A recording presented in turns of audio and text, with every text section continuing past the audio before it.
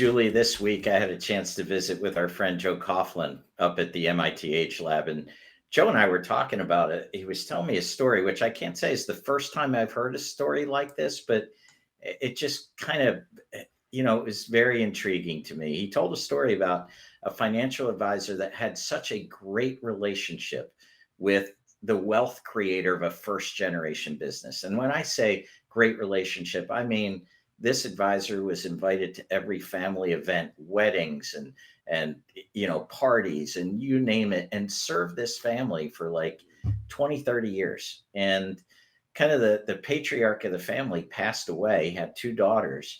And again, the daughters knew who this advisor was, but after a short period of time, I think Joe said it was about 6 months, they dropped the advisor after all those years.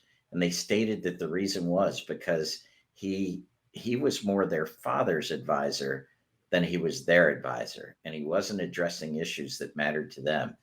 And I think that when we start thinking about our clients not just as individuals but part of a family system, and sometimes the job of a financial professional becomes that much harder. Absolutely. And I'm with you, John. That's not the first time I've heard a story like that either. And that's why I'm so excited to hear from Dave and hear his guidance on structuring conversations to truly be the advisor to all generations of a family, as opposed to that's my dad's advisor. So why don't you share with everyone who our guest is today on the Human Centric Investing Podcast? Well, Dave Specht is currently serving as the director of Global Family Business Institute at the Drucker School of Management. He's an ambassador for the family-owned business and writes, delivers keynote speeches, and develops programs on topics related to family business. He has a consulting firm called Advising Generations. Prior to this role, Dave developed the Family Business Management Program at the University of Nebraska and served as National Development Manager for the Family Dynamics Program at Wells Fargo Private Bank. And most importantly, he's a husband and father to 6 children. And Julie, we also should mention, as people are listening to today's podcast, if they want more information, Dave's actually authored a book called The Family Business Whisperer that I'm sure would be a terrific resource to look up. But hey, before we get ahead of ourselves, let's listen in on the conversation that we had with Dave Specht about how the family unit is redefining client relationships. Hi, I'm John. And I'm Julie. We're the hosts of the Hartford Fund's Human Centric Investing Podcast. Every other week, we're talking with inspiring thought leaders to hear their best ideas for how you can transform your relationships with your clients. Let's go. Dave, thank you so much for being here with us today on our Human Centric Investing Podcast. We're delighted to be here with you. Thanks for having me. I'm glad to be here. So, Dave, in our prior conversations, one aspect of kind of your specialty that really got me thinking was many times when we talk about serving our client holistically, we think about serving the individual client holistically. But for you, holistic means more than just the individual client. I mean, your specialty is kind of in family business planning. So tell us a little bit about the difference of treating the family as our client versus simply the individual. Well, it's normal for advisors to focus on an individual because typically the advisor wants to get to the person that is the one that can make the decision, the one that can say yes or no. And so we don't ever start with the family as an advisor. And what happens is we typically don't pivot to the family. But if you're talking about generational wealth, it's important that we build our practices around serving the family unit rather than serving just the wealth creator. If you think about some of the main challenges that advisors face, one is retention. And as you look at the aging client population, and a client that passes away, if there's not a relationship with the spouse, first of all, and a level of respect and a level of closeness to that spouse, you are not going to be able to retain those assets. The other thing I learned, John, was that if you do not have processes in place that serve the rising generation and that look at what are the specific needs that they have, ultimately they see you as my dad's advisor or my mom's advisor, and that does not position you to be able to retain that client and to be able to serve them. The last thing I'll say about serving the rising generation, John, is that there is no better way to endear yourself to a parent than to serve their children. And so if you look at what happens to assets, a lot of times these clients that we have, they have multiple advisors. But when we redefine the client relationship from serving a wealth creator to serving a family unit, they are much more likely to consolidate those assets when you've taken an interest in their spouse, when you've taken an interest in serving their rising generation, helping them to have a healthy relationship with money and to be prepared to manage that money. So, Dave, I'm going to kick things off with the rebuttal question. John and I sit down with financial professionals day in and day out and talk about their practice and their team and share best practices of other teams across the country. And oftentimes, the time issue comes up. Right. I don't have time to be working with the next generation. They don't have the assets today. I need to focus on the clients that have money with me. That's where my team and I spend our time. How would you address that as we kick this off? Because I'm so excited to dig into this topic. I think it is extremely important. But I just want to start out on that for those that are thinking, I just don't have time for that right now. I'm already up to here in terms of my capacity. Yeah, it makes sense. And the first thing advisors should consider doing is taking a one-to-many approach. And so if you think about marketing, the marketing pieces that they create, the marketing pieces that they share, there's a one-to-many approach there that they can leverage and not have to spend a ton of time with that rising generation. But as you think about marketing pieces that get created, the industry itself creates a lot of pieces that speak about the rising generation and doesn't speak to the rising generation. So if advisors are armed with pieces that speak directly to that rising generation, then there's a one-to-many effect that they can achieve without exhausting a lot of time. The other thing is continuing down that one-to-many effect is to hold events for those subgroups. So one instance, we did a mothers and daughters event, and a lot of the daughters had not had a relationship with the advisors, and that was an opportunity to serve many family units at the same time and be able to create an experience and a memory that was connecting the advisor to the mothers and the daughters. There's also a number of advisors that have started to invest in doing Rising Gen summits. Well, they will bring 10 to 15 of their clients Rising Gen together, for a half day to do some education. And ultimately what that does is it creates a peer group, and then they come home and talk to their parents about the experience that they had. So I would really, think of the one to many opportunities first. And then as you move up in wealth and complexity, you can afford to serve fewer clients, but to go into greater depth. And from there, once you're serving kind of the top tier clients, you can afford to bring in another advisor to work with you that may relate better to the rising generation and to create other programs. But I think the first thing to do, Julie, is to start with the one-to-many approach with marketing and also with events.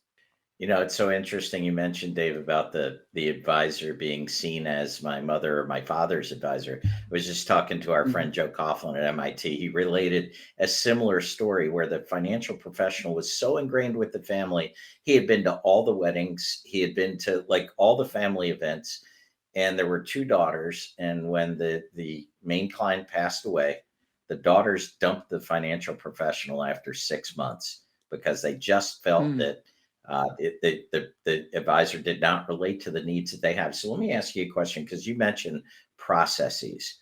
So let's say Mhm. I've been dealing with the wealth creator because in the family, Yep. everyone looks to that person to make the quote unquote money decisions. But Yep. how do I begin to bridge? I mean, I know you just mentioned certain kind of events or things like that. But how do I, the financial professional, begin to branch that conversation beyond just the interest of the wealth creator and those immediate financial decisions?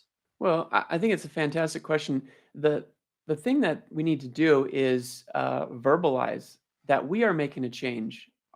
In our practice, we've learned that focusing on just one of you is actually not the best value that we can bring. And so we're bringing a change to our processes. And so we don't have to pretend like we know the beginning from the end, but to show a little bit of vulnerability and to say, look, we've learned.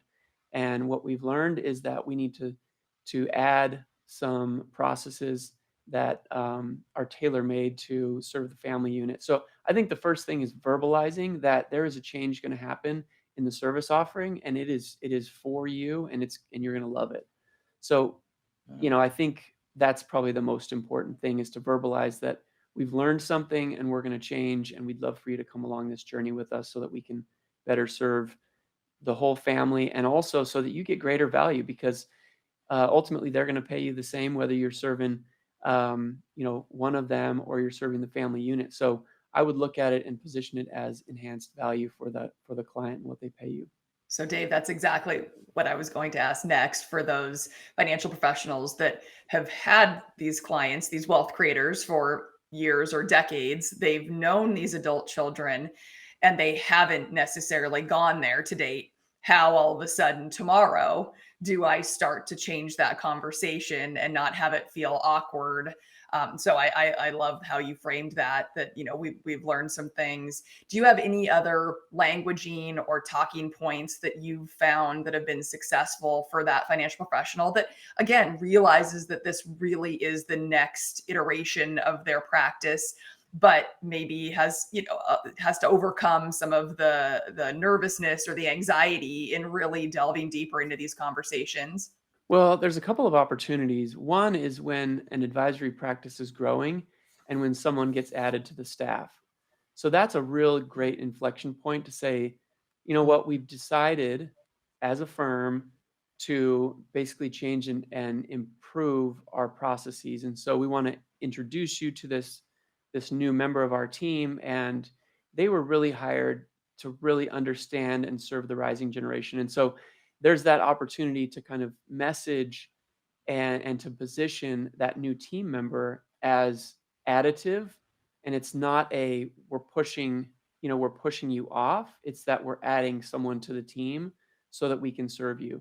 So again, that's one inflection point, is when you add a team member, is you can change some of the messaging. You can have an opportunity to kind of redefine that client relationship because internally you have a new team member. So I think that's one of the things. And then just to reiterate, I think whether it's a conference or they heard the Human Centric Investing podcast and decided that they needed to change and become better at advising, I think showing some vulnerability and being able to go to a client and say, we found a way that we believe we can serve you better and enhance, the relationship that we have with not only you, but also be helpful to your spouse and to the rising generation. Vulnerability, it's not fun for everyone, but ultimately, if we can embrace it, I think clients appreciate it.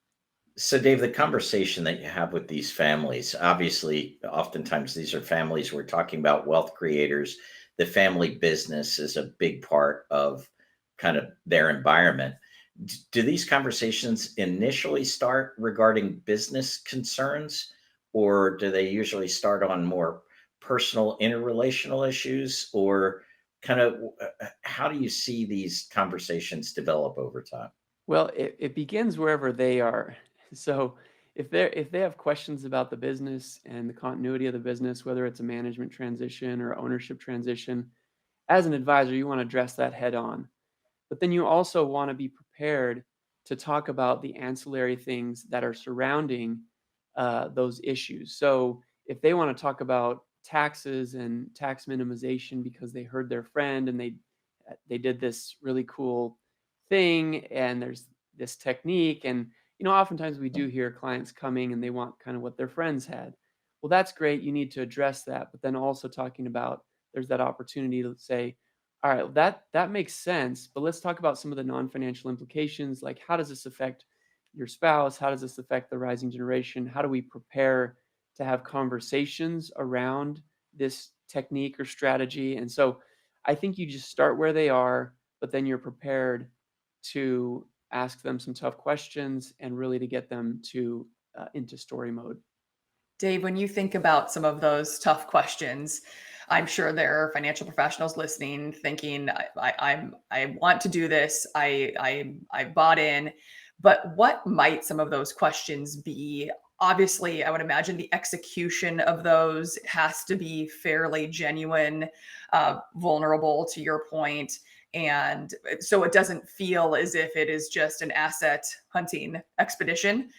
Do you have some Yeah. samples or some guidelines to those specific questions, or at least themes that financial professionals might consider weaving in when they're really looking to develop that meaningful relationship with the next generation or many generations amongst a family?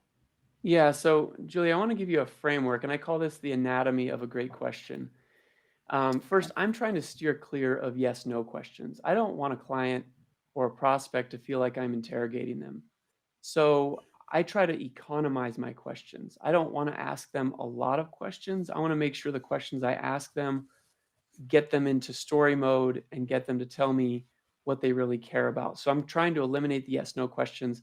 I'm also not asking questions that I already know the answer to. It's just not a good use of your time. It's not a good use of the questions that you have to ask them. And so the last one, and maybe the most important, is to ask them questions that get them to talk about what is important to them, get them into story mode. Let me give you a couple of examples. Some of these questions will kind of put them on their heels a little bit, and there may be some silence. So, you advisors out there that are listening, be prepared to get comfortable with the quiet. I'll just share a couple of my favorites, though, Julie. So, one of my favorites is, what is the greatest non-financial objective you're trying to achieve with your estate plan? So this one sets people back because you've said non-financial and you said estate plan, and typically those two things don't come together. But if you give them enough time to think about the question that you just asked them, they will typically start to talk about things of the heart. Well, when I'm gone, I want my kids. If I've done this well, they're going to continue to have Thanksgiving dinner together, or I want to preserve the relationships. Um, and so, again, we want our clients to think of us as not only, the financial engineers of their life. We want them to think about us as a human being and us thinking of them and the human impact of their wealth on their family unit. So that's one. Let me give you one more. Um, if you could bequest one of your values to the rising generation, what would it be and why? So again, it's kind of confusing. Like you're talking about a bequest. Usually that's like, what money am I leaving or what thing am I leaving to my kids? But if you could bequest one of your values to your rising generation, what would that be and why? And then there's a great opportunity to just follow up on whatever they say and say, how are you strategically going about doing that? And how, as your advisors, might we support you in that? So those are a couple of my favorites. So, Dave, I'll ask the hard question that we know families can sometimes be pretty messy, right? And relationships aren't always as tidy and friendly as maybe we hope. What if in speaking to that wealth creator, you as the advisor encounter resistance in terms of broadening things out? Do you follow the lead of that client? Will you bring it up? Think of creative ways to bring it up in the future. Will you abandon ship at that point? Like, what do you recommend? How should I be thinking about that if the client comes back to me initially with I'd rather not go there? Well, it begins with the intent of the questions. So if we are genuinely curious, they will feel that. They may not be ready to answer, but they will feel that John really cares. I mean, that question made me think. And so they may not be ready to answer, but in in pursuit of helping them, they will feel that that question had, a lot of genuineness to it. So it can be that we can let them off the hook with that question, especially if they're really struggling, and say, you know what, let me give you a week, and I'd really like to return to that and revisit, because I think it's important for us as your advisor to just know how you're feeling about that, or for us as your advisory team to know really how to serve you. So we'll table that, but we'd like to follow up on it. So there's different ways. I think you do need to give them a proper amount of quiet during the meeting. But if they're really struggling, I do think you can table it. But it all comes back to, can they feel that you genuinely are curious about their life? And if they feel that, they will likely let you in. So, Dave, it's time for us to put you on the spot because Julie and I are naturally curious people. And our process includes something we call the lightning round. I mean, after all, we're on the Human Centric Investing podcast, and we're curious outside of the topic we discussed today to learn a little bit more about you. So, I'm going to ask you a series of questions. I don't want to hear the first thing that comes into your mind so that we can learn a little bit more about who Dave is. So, you ready? I'm nervous. Go for it. Don't be nervous. All right, here we go. On a scale of 1 to 10, how good of a driver are you? 8.5. What's your favorite holiday? My favorite holiday is Christmas. I have 6 kids, and just the magic in their little faces is something that I just love. Are you a morning person or a night owl? I'm a morning person. I wish I could sleep more, but early mornings is I wake up and my mind goes, and so I just need to get out of bed and get to it. Dogs or cats? Kids. We don't need dogs or cats. We have 6 kids. What is something you could eat for a week straight? Ooh, a week straight? I love lasagna, but I don't know what I could eat for a week straight. All That's right, a tough 2 one. more. Beach house or lake house? Lake house. I like the quiet. I like the quiet of the lake house. Last one, iPhone or Android? I'm an iPhone guy. There we go. Well, thanks for participating in the lightning round. Always great to hear those answers. Julie, any final Thanks. questions or comments for Dave? Well, Dave is someone that has 4 generations of my family with the same financial professional. I can speak with a lot of conviction that it is a special relationship and it's something that we all treasure. And I think we all feel very valued for our unique contributions, but I can't encourage the conversation enough. And it sounds like for those financial professionals willing to be a little bit vulnerable, to ask some great questions and then get comfortable with the silence, that this could be an incredible way to really deepen relationships, grow the practice in the team by paring down households. So we can't thank you enough for your invaluable advice and guidance today and some of the specific questions that you've shared. And I'm hoping that all the financial professionals with us today feel the same way. So thank you so much for joining us on our Human Centric Investing podcast. Thanks for having me. Thanks for listening to the Hartford Funds Human Centric Investing Podcast. If you'd like to tune in for more episodes, don't forget to subscribe wherever you get your podcasts and follow us on LinkedIn, Twitter, or YouTube.